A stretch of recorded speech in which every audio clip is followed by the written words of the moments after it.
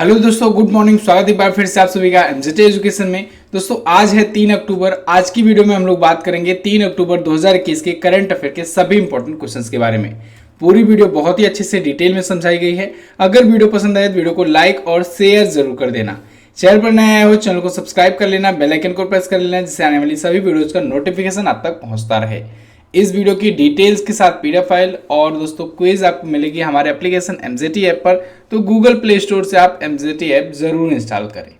चलिए बात करते हैं लास्ट डे के क्वेश्चंस की। लास्ट डे का हमारा पहला क्वेश्चन था आपसे, बुनकरों का शहर किसे कहा जाता है? तो कहा जाता है पानीपत को, जो कि हरियाणा में स्थित है। 1857 की क्रांति के समय कानपुर का नेतृत्व किया जाता था दोस्तों नाना साहेब ने। इडुक्की परियोजना पेरियार नदी पर है केरल में। स्वीडन की संसद का क्या नाम है? तो इसकी संसद का नाम है रिक्सडॉग। क्या है? रिक्सडॉग। क्लियर? इन सभी क्वेश्चंस के बारे में बहुत सारे लोगों ने बहुत ही अच्छे से डिटेल में आंसर किया था। आप सभी लोग ऐसे ही डिटेल्स के साथ जरूर आंसर किया करो। जब आप डिटेल्स के साथ आंसर करते हो तो आपके साथ साथ आपके जो कमेंट पढ़ने वाले होते हैं उनका भी फायदा होता है। चलिए बात करते हैं आज के दिन के पहले क्वेश्चन की। पहला क्वेश्चन है, हाल ही में किसने पृथ्वी निगरानी उपग्रह लैंडसैट 9 लॉन्च किया? तो अभी हाल ही में नासा ने लॉन्च किया दोस्तों लैंडसैट 9। देखिए लैंडसैट 9 का क्या मतलब हुआ? देखिए लैंड का मतलब तो आप जानते ही हो, लैंड होता है धरती होता है पृथ्वी होता है, सैट का मतलब होता है सैटेलाइट, तो इसका फुल फॉर्म हुआ। ठीक है, तो ये 9वां इसका संस्करण था, यानी कि लैंडसैट 9 इसका नाम है और जो अभी नासा के द्वारा लॉन्च किया गया है। ठीक है, ये क्या करेगा? तो ये दोस्तों एक अर्थ ऑब्जर्वेशनल सैटेलाइट है, तो ये अर्थ का ऑब्जर्वेशन करेगा। अर्थ ऑब्जर्वेशनल जो सैटेलाइट वगैरह होती है दोस्तों, वो बेसिकली अर्थ पर मौसम कैसा है, यानी पृथ्वी पर मौसम कैसा है, या फिर बॉर्डर्स पर क्या गतिविधियां हो रही हैं, या किसी देश पर निगरानी वगैरह करना होता है, तो इन सब कामों के लिए अर्थ ऑब्जर्वेशनल सैटेलाइट लॉन्च की जाती है। तो ये नासा ने लॉन्च किया है। ठीक है, अच्छा इसको लॉन्च किया गया है दोस्तों नासा के द्वारा। उसका जो इससे पहले था लैंडसैट 7 उसकी जगह पर। ठीक है, तो ये लैंडसैट 7 जो है ये अब हटा दिया जाएगा और इसकी जगह पर लैंडसैट 9 इसका अपग्रेडेड वर्जन जो होगा ये काम करेगा। क्लियर? तो इसको ULA एटलस V रॉकेट से लॉन्च किया गया है। V कहें या इसे कहें 5। ठीक है, तो 27 सितंबर को इसे लॉन्च किया गया है नासा के द्वारा। नासा के द्वारा लॉन्च किया गया है। नासा के बारे में जानिए। नासा दोस्तों ये अमेरिका की स्पेस एजेंसी है। अमेरिका की स्पेस एजेंसी है। इसका full form national aeronautics and space administration होता है। 1958 में यह स्थापित हुआ था। वाशिंगटन DC में इसका हेडक्वार्टर है और बिल नेल्सन ये नए इसके एडमिनिस्ट्रेटर बनाए गए हैं।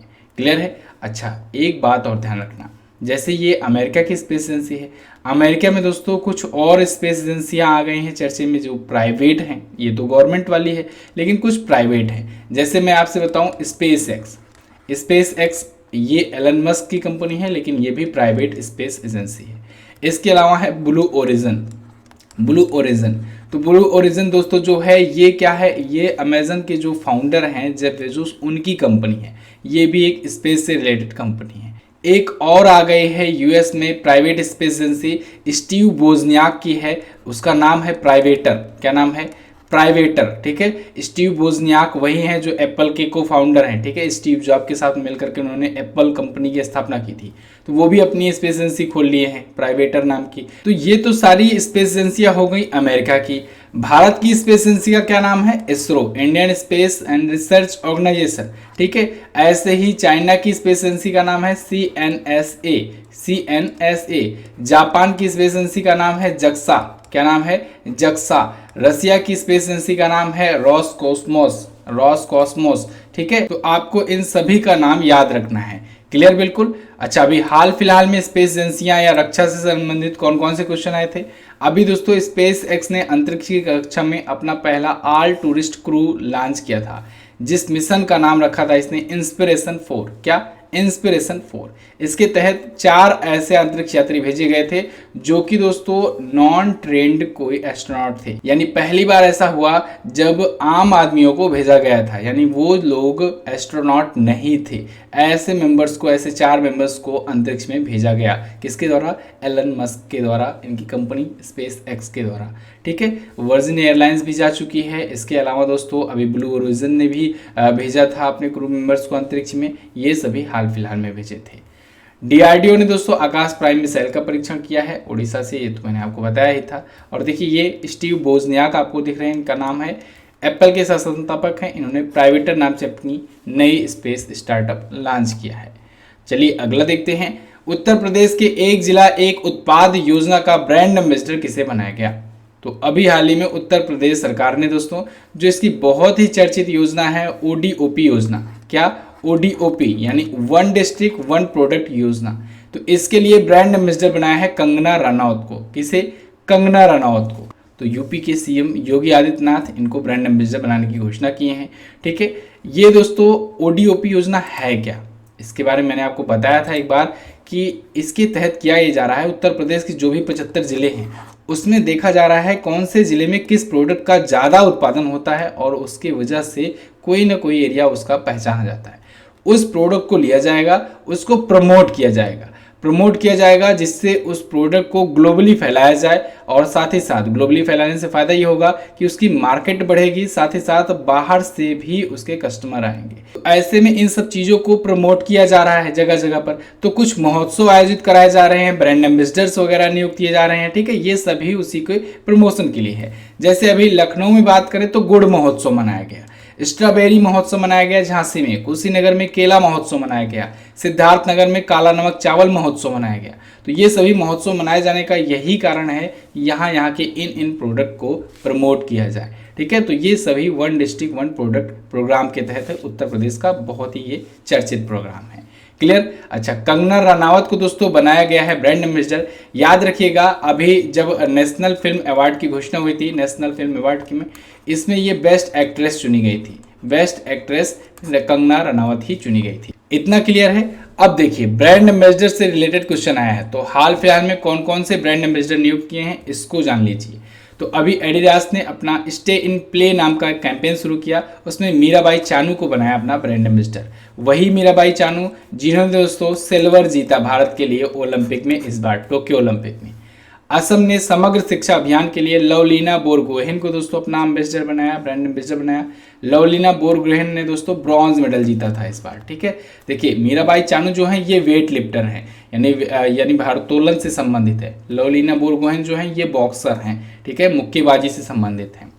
टाटा AIA ने दोस्तों लाइफ इंश्योरेंस का अपना ब्रांड एम्बेसडर बनाया नीरज चोपड़ा को। ये वही नीरज चोपड़ा है जिन्होंने भारत को आज तक का पहला एथलेटिक्स में गोल्ड दिलाया। ये देखिए 3 के 3 खिलाड़ी आपको मिल गए, कहाँ से? ओलंपिक से। ठीक है, इक्विटास स्मॉल फाइनेंस बैंक ने रानी रामपाल को और स्मृति मंधाना को अपना एम्बेसडर बनाया। और रानी रामपाल दोस्तों महिला हॉकी की ये कैप्टन है, स्मृति मंधाना जो है ये इंडियन वीमेन क्रिकेटर है। फिनो पेमेंट बैंक के ब्रांड एम्बेसडर पंकज त्रिपाठी बनाए गए। और NBA इंडिया ने अपना ब्रांड एम्बेसडर बनाया रणवीर सिंह को।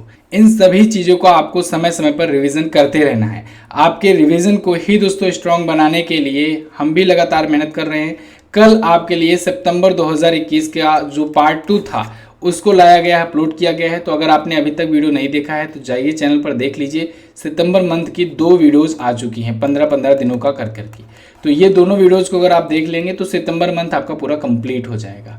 ठीक है, चलिए अगला क्वेश्चन देखते हैं। अच्छा, आज वीकली करंट अफेयर का भी लाइव टेस्ट अभी सुबह में ही होगा। इस वीडियो को अपलोड करने के जस्ट 1 घंटे या 2 घंटे के बीच में मैं लाइव आऊँगा और आपको वीकली करंट अफेयर तैयार करवाऊँगा। तो उससे भी जुड़िए और वीकली करंट अफेयर भी अपना रिवीजन करिए। आप करंट अफेयर और GK GS की जिम्मेदारी हमारे ऊपर छोड़ दीजिए। बाकी आप चाहे जो चैनल फॉलो करते हो, बाकी आप सब्जेक्ट को वहाँ से देखिए। GK GS और करंट अफेयर आप हमारे ऊपर छोड़ दीजिए। आपका इतनी बार रिवीजन करवाऊंगा, इतनी अच्छे से तैयारी करवाऊंगा कि आप पूरा का पूरा 100% स्कोर करके आओगे एग्जाम में। चलिए देखते हैं अगला क्वेश्चन। अगला क्वेश्चन है, हाल ही में Andhra Pradesh amateur golf tournament किसने जीता? तो दोस्तों अभी हाल ही में Andhra Pradesh amateur golf tournament जीत लिया है सौरभ भट्टाचार्य ने। सौरभ भट्टाचार्य ये गोल्फ के खिलाड़ी हैं, यहाँ पर इमेज में देख रहे हैं ये आपको। ठीक है, तो गोल्फ कुछ इस प्रकार से होता है दोस्तों जो खेला जाता है और गोल्फ का एक कोर्ट होता है। तो यहाँ पर इन्होंने जीत लिया है Andhra Pradesh amateur golf championship.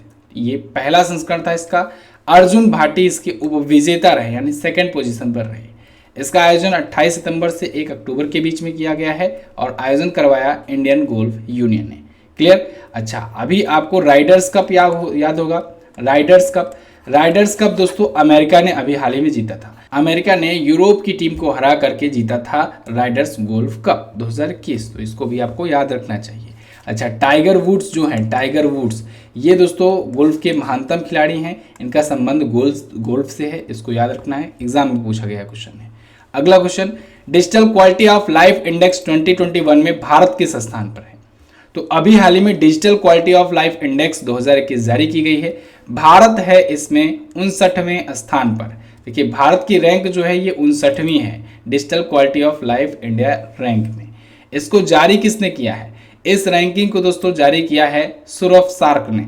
किसने? सुरभ सार्क ने इसे जारी किया है। ये इस बार का तीसरा संस्करण है, टोटल 110 इस देश इसमें शामिल किए गए थे।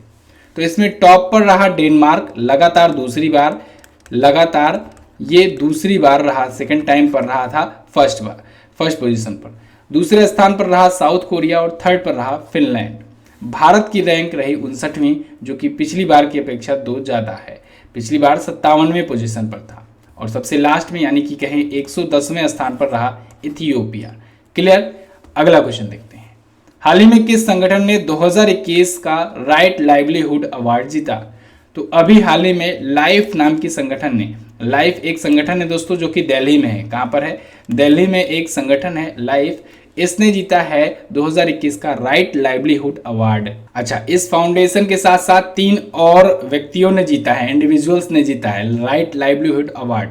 इनके बारे में भी हम लोग जानेंगे। सबसे पहले लाइफ के बारे में जानिए।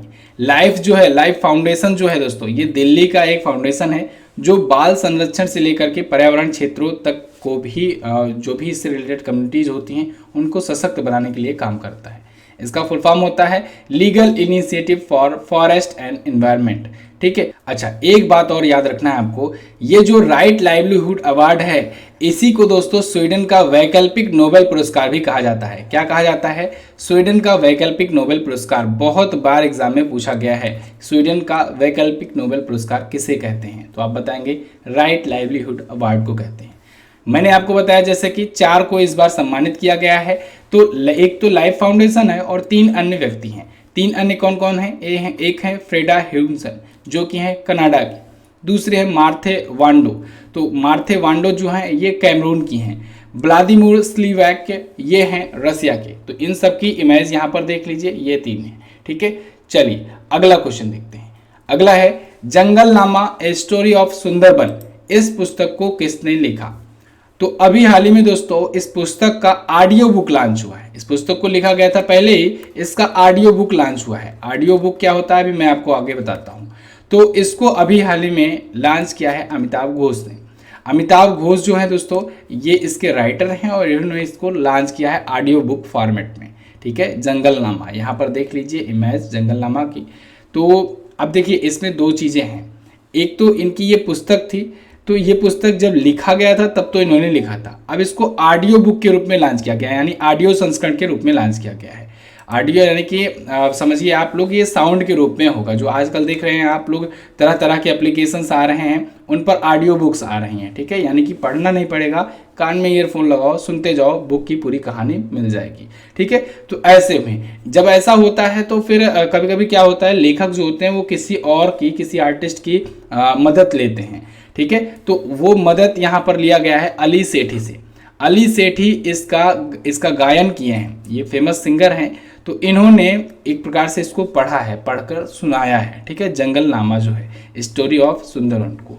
इसके साथ साथ इसका चित्रण जो किया है वो सलमान तूर ने किया है। तो ये दोनों चीज़ें आपको याद रखनी है, अली सेठी का नाम और सलमान तूर का नाम। ये पुस्तक लिखा तो था दोस्तों अमिताभ घोष ने। ठीक है, क्लियर बिल्कुल। चलिए अब कुछ और पुस्तकें जो भी हाल फिलहाल में आई हैं उनका रिवीजन कर लेते हैं। रिवीजन जैसे कि मैंने आपको बताया बहुत ज़रूरी है। तो अभी हाल ही में गीता गोविंदा जय देवास डिवाइन ओडिसी नाम की आई थी पुस्तक। इसको डॉक्टर उत्पल के बनर्जी ने लिखा। Human rights and terrorism in India आया था, सुब्रमण्यम स्वामी जी ने लॉन्च किया। The 3 Khans and the emergence of new India, ये कावेरी बमजई ने लिखा था। The 3 Khans. The fractured Himalaya Nirupama Rao ji की पुस्तक है, अभी मैंने आपको बताया था। The battle of Rezang La Kulpreet Yadav की, ये सभी पुस्तक अभी हाल फिलहाल में आई हैं। तो ये तो आपको नाम सुनकर ही याद आ जा रहा होगा। बुलेट्स और बॉम्बे, ये उदय भाटिया ने लिखा है, इसको याद रखना है आपको। और इंदिरा नूई जो कि पेप्सिको की पूर्व सीईओ थी, इन्होंने अभी लॉन्च किया माई लाइफ इन फुल नाम का एक बुक। ठीक है, ये तो मैं आपको कल ही बताया था। तो ये हाल फिलहाल में आई पुस्तकें थी। अच्छा, आप कमेंट करके बताओ कि आज की वीडियो आपको कैसी लग रही है। ये सारी डिटेल्स जो आपके लिए लाया हूँ मेहनत करके, ये आपके लिए कितना ज़्यादा बेनिफिशियल है, आप लोग कमेंट करके ज़रूर बताना। अगला क्वेश्चन देखते हैं। हाल ही में ब्लाइंड फ्रेश वाटर ईल की प्रजाति कहाँ खोजी गई? तो अभी हाल ही में ब्लाइंड फ्रेश वाटर ईल की प्रजाति दोस्तों महाराष्ट्र में खोजी गई है। और इंटरेस्टिंग बात तो ये है कि इसको खोजा है उद्धव ठाकरे के बेटे ने।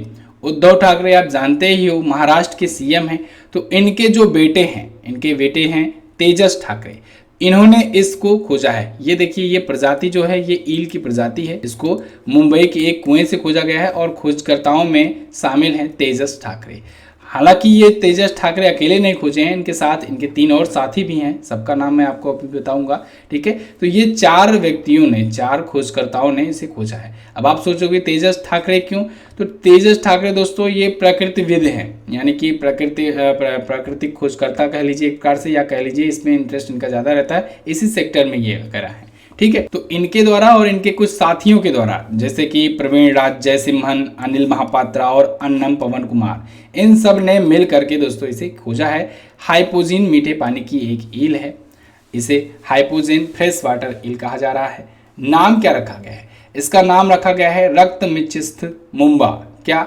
रक्तमिचिस्थ मुंबा, ये है इसका नाम। तो नाम तो हो सकता है ना पूछा जाए क्योंकि थोड़ा सा अटपटा सा है, लेकिन अगर पूछा जाता है तो आपको प्रैक्टिस कर लेना है इसको। ठीक है, तो मुंबई महाराष्ट्र में ये जब खोजी गई है तो महाराष्ट्र के बारे में भी हम लोग जान लेते हैं।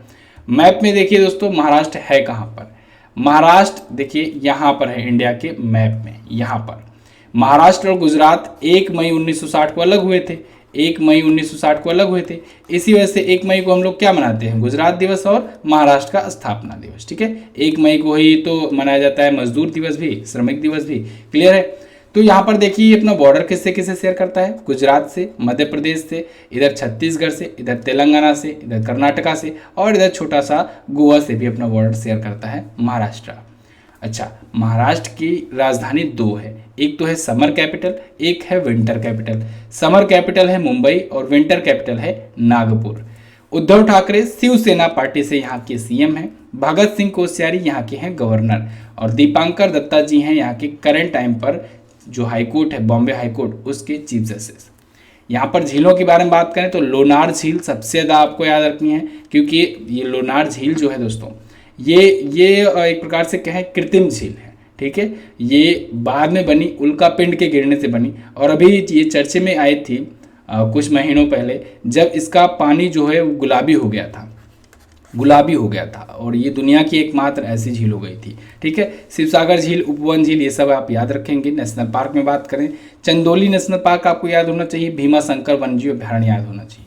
ठीक है, भोर घाट, थाल घाट, अम्बा घाट, ये है दर्रे यहाँ के। लावड़ी और पोवड़ा और कोली, ये लोक नृत्य है। लावड़ी जो है ये बहुत ज़्यादा इंपॉर्टेंट है, ये पूछा जाता है। औरंगाबाद, पुणे, मुंबई, महाबलेश्वर, नासिक, ये सभी यहाँ के चर्चित स्थल हैं। घूमने जाना हो तो मुंबई में बहुत सारे चर्चित स्थल हैं। ठीक है, अगला क्वेश्चन देखते हैं। हाल ही में किसे खेल सचिव नियुक्त किया गया? तो अभी हाल ही में स्पोर्ट्स सेक्रेटरी दोस्तों नियुक्त किया गया है सुजाता चौधरी को। सुजाता चौधरी, ये जो आपको इमेज में दिख रहे हैं यही हैं, ये होंगी भारत की नई स्पोर्ट्स सेक्रेटरी। ये किसकी जगह पर आई हैं? ये आई हैं दोस्तों रवि मित्तल की जगह पर। किसकी जगह पर? रवि मित्तल की जगह पर। रवि मित्तल दोस्तों अब रिटायरमेंट ले लिए हैं। रवि मित्तल के ही टाइम पर दोस्तों समझ लीजिए कि बहुत अच्छा परफॉर्म किया इंडिया ने खेल में, क्योंकि इसी टाइम पर टोक्यो ओलंपिक हुआ, टोक्यो पैरालंपिक हुआ, और आप देख रहे हो टोक्यो ओलंपिक और पैरालंपिक में इंडिया ने ऐतिहासिक प्रदर्शन किया है। तो अब फिलहाल रवि मित्तल की जगह पर आ गई हैं सुजाता चौधरी 1 अक्टूबर 2021 से। ये 1989 बैच की बिहार कैडर की IAS ऑफिसर हैं, इंडियन एडमिनिस्ट्रेटिव सर्विसेज की ऑफिसर हैं। क्लियर है? अच्छा, आज दोस्तों लॉन्च होगी सितंबर मंथ की ई बुक। सितंबर 2021 की जो करंट अफेयर की ई बुक है मंथली वाली, हिंदी वाली, वो आज लॉन्च होगी। अब बहुत सारे लोग ये सोच रहे होंगे कि कल ऑफर दिया गया था तो फिर कल नहीं लॉन्च हुआ। देखिए इसमें थोड़ा सा काम बाकी था, इस वजह से आज लॉन्च हो रहा है, लेकिन बिल्कुल भी आपको टेंशन लेने की ज़रूरत नहीं है, क्योंकि मैं हमेशा आप लोग के लिए सोचता हूँ।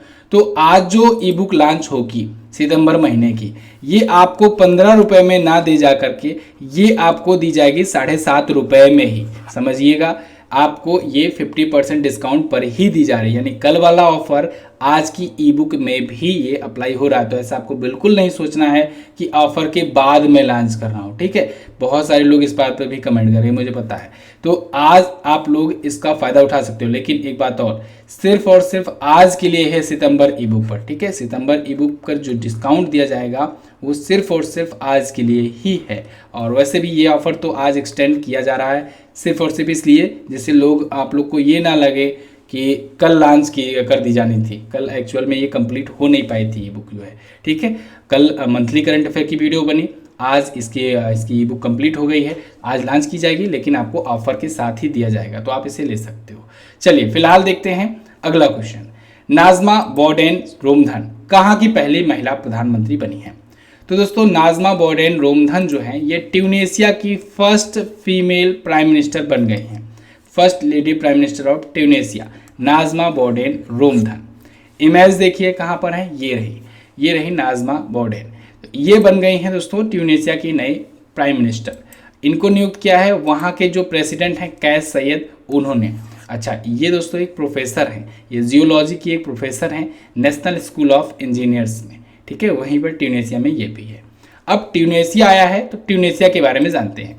तो वर्ल्ड मैप में देखिए लोकेशन अगर मैं आपको बताऊं तो इंडिया से दोस्तों आप आओगे अफ्रीका कॉन्टिनेंट में, ठीक है। अफ्रीका कॉन्टिनेंट में सबसे ऊपर आप यहाँ पर देखिए मेडिटेरियन सी है, यानी भूमध्य सागर है, जो उसके पास में ही यहाँ पर मिल जाएगा। ऊपर यहाँ पर छोटा सा इटली दिख रहा है ना, यानी कि यहाँ पर यूरोप शुरू हो जाता है। यहाँ पर देखिए अफ्रीका के ऊपर में ये ट्यूनेशिया जो कंट्री है ये आपको दिख रही है, ठीक है। इधर भूमध्य सागर है और इधर आप अभी आएंगे तो यहाँ सुएज नहर होकर के इधर लाल सागर पहुँच जाएंगे, ठीक है। और इधर आप मिस्र वगैरह इजिप्ट वगैरह पहुँचेंगे और ऊपर नॉर्थ में आप जानते ही हो बाकी देश हैं, ठीक है, एशिया लग जाता है। तो यहाँ पर देखिए ये है ट्यूनेशिया। अब चूंकि दोस्तों मोबाइल से जब वीडियो बनती है तो वहाँ पर वर्ल्ड मैप दूसरा है, एप्लीकेशंस के माध्यम से आपको अच्छे से दिखा दिया जाता है, लेकिन अब चूंकि ये लैपटॉप से वीडियो बन रही है तो यहाँ पर उस टाइप का मैप नहीं है।